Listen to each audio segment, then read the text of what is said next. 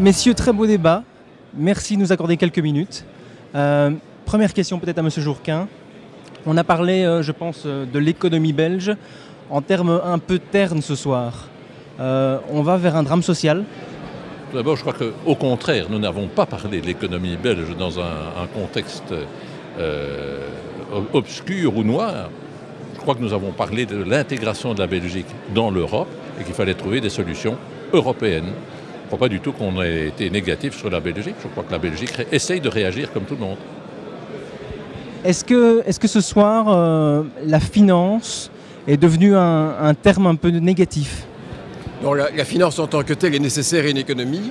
Ce qui était mis en cause, c'était des excès bancaires et la fragilité de certaines banques par rapport à une crise. Mais l'industrie et la finance ont l'avers et le revers de la même médaille. Pourquoi est-ce que ce type de débat est important ? Parce qu'on montre qu'on a des alumni, puisque je vous rappelle quand même que ce soir, c'était Solvay Alumni qui invitait 2 alumni avec et pour les alumni. On a des alumni de valeur qui se posent des questions sur des politiques et des stratégies européennes à long terme. Ça vaut la peine de les partager. On a abordé ce soir très brièvement aussi l'importance de l'éducation continue. Est-ce que vous pouvez peut-être nous en parler tous les deux ? Je crois que c'est une question, c'est un principe fondamental si nous voulons redresser la situation. Nous devons améliorer la collaboration entre l'université et l'entreprise, mais nous devons aussi être sûrs que l'ensemble de la population, d'une part, reçoive l'éducation, et deuxièmement, compte tenu de la rapidité d'évolution technologique, puisse la suivre. Et ça, je crois que c'est fondamental. Oui, je partage cet avis. Avant, avec 4-5 ans d'études, on tenait 40 ans de carrière.